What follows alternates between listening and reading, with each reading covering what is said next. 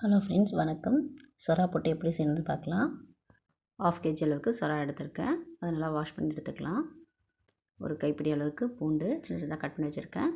2 inch அளவுக்கு இஞ்சி, அதுக்கப்புறம் 2 பச்சை மிளகாய், கருவேப்பிலை, கடுகு கொஞ்சம், கடலப்பருப்பு 1 ஸ்பூன், உளுந்தப்பருப்பு 1 ஸ்பூன். ஃபஸ்ட்டு வடை சட்டியில் க்ளீன் பண்ண சொராவெல்லாம் போட்டு மஞ்சத்தூள் போட்டு வேக வச்சு எடுத்துக்கலாம். தண்ணி விட்டு வேக வச்சு எடுத்துக்கலாம், இல்லைனா இட்லி பானை வச்சு ஆவியில் வேக எடுத்துக்கலாம். இஞ்சியும் பச்சை மிளகாயும் தட்டி எடுத்துக்கிறேன். வெந்த பிறகு அதில் இருந்த தண்ணி எல்லாத்தையும் வடிகட்டிட்டு மீனை எல்லாம் உதுத்து எடுத்துக்கோங்க. அதில் முள் இருக்கும், அதையும் எடுத்து போட்டுடலாம். சுறா வேகிறதுக்கு அதிகபட்சமாக 2 நிமிஷம் தான் ஆகும். ஸ்டீமிங்கில் வச்சாலும் சரி, தண்ணி விட்டு வேக வச்சாலும் சரி. ரொம்ப அதிகமாக வெந்துடுச்சுன்னா குழஞ்சிரும். ஸோ பார்த்து வேக வச்சு எடுத்துக்கோங்க. எல்லா சுறாவையும் நல்லா கையில் உதுத்து எடுத்துக்கிறேன். சில இடத்துல க்ளீன் பண்ணும்போது தோல் எடுத்துகிட்டு கொடுப்பாங்க. எங்களுக்கு தோல் எடுத்துகிட்டு கொடுத்ததால கொஞ்சம் ஈஸியாக இருந்தது. தோலோடு இருந்தாலும் பரவாயில்ல, வேக வச்சு எடுத்தோடனே தனியாக வந்துடும் தோல். இப்போ காரத்துக்கு ஏற்ற மாதிரி மிளகாத்தூள், கொஞ்சமாக உப்பு சேர்த்துருக்கேன். தண்ணீர் சேர்த்து வேக வைக்கும் போது உப்பு சேர்த்துருந்திங்கன்னா இப்போ கொஞ்சம் பார்த்து சேர்த்துக்கோங்க.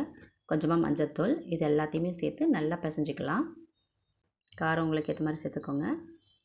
டேஸ்ட் பண்ணி பார்த்துட்டு பத்தெல்லாம் சேர்த்துக்கோங்க. உப்பு காரம் எல்லாமே போட்டு நல்லா பிசைஞ்சு வச்சுட்டேன். வடை சட்டியில் கொஞ்சம் தாராளமாகவே எண்ணெய் சேர்த்துக்கோங்க. எண்ணெய் அதிகமாகவே பிடிக்கும். எண்ணெய் சூடான பிறகு கடுகு, உளுந்தம்பருப்பு, அதுக்கப்புறம் கடலப்பருப்பு சேர்த்துக்கிட்டேன். உங்களுக்கு உளுந்தம்பருப்பு கடலப்பருப்போடு சாப்பிட்றது பிடிக்குன்னா கொஞ்சம் அதிகமாகவே சேர்த்துக்கோங்க. எல்லாம் நல்லா பொரிஞ்ச பிறகு தட்டி வச்ச பச்சை மிளகாவையும் இஞ்சியும் சேர்த்துக்கலாம்.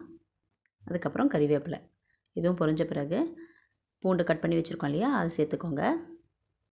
ரொம்ப டேஸ்ட்டு கொடுக்குறதே இந்த பூண்டு தான். பூண்டு அதிகமாக கூட சேர்த்துக்கலாம். நான் ஒரு கைப்பிடி அளவுக்கு நல்லா தாராளமாக சேர்த்துருக்கேன். பூண்டு பெருசாக இருந்தால் குட்டி குட்டியாக கட் பண்ணி சேர்த்துக்கோங்க. எல்லாத்தையும் நல்லா எண்ணெயிலே வதக்கிக்கோங்க. நல்லா வதங்கட்டும். பூண்டு நல்லா வதங்கி நல்லா கிறிஸ்பி ஆகிற வரைக்கும் நல்லா வதங்கட்டும். வேக வச்சு எடுத்த சொராவும் சேர்த்துக்கலாம். என்னோடய அம்மா இந்த மெத்தடில் தான் அந்த சொரா போட்டு செய்வாங்க. அதுதான் உங்களுக்கு நானும் செஞ்சு காமிச்சிருக்கேன். நல்லா மிங்கிள் பண்ணிக்கலாம். எல்லாம் நல்லா வதங்கின பிறகு சொராவை போட்டு நல்லாவே பெரட்டி எடுத்துக்கோங்க.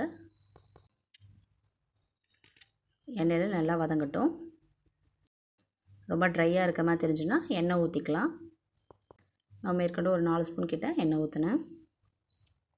சூடான சாதத்தில் போட்டு சாப்பிட்டாலும் சூப்பராக இருக்கும். ரச சாதத்துக்குலாம் அட்டகாசமாக இருக்கும். பால் கொடுக்குற தாய்மார்கள் கண்டிப்பாக இதை எடுத்துக்கணும்னு சொல்லுவாங்க. ரொம்ப சிம்பிளான செய்கிற ஒரு ரெசிபி இது. டேஸ்ட்டும் அட்டகாசமாக இருக்கும். கண்டிப்பாக ட்ரை பண்ணி பாருங்கள். ட்ரை பண்ணிவிட்டு எப்படி இருந்ததுன்னு கமெண்ட் பண்ணுங்கள். சொரா போட்டு செம உதிரி உதிரியாக சூப்பராக ரெடி ஆகிடுச்சு. ரொம்ப சிம்பிள் அண்ட் டேஸ்டி அண்ட் ஹெல்த்தியான ரெசிபி இது. நம்ம சேனலில் நிறைய நான்வெஜ் ரெசிபிஸ், நிறைய லஞ்ச் பாக்ஸ் ரெசிபிலாம் போட்டிருக்கேன். டைம் இருக்கும்போது பாருங்கள். தொடர்ந்து சப்போர்ட் பண்ணுங்கள். தேங்க்யூ ஸோ மச் ஃபார் வாட்சிங்.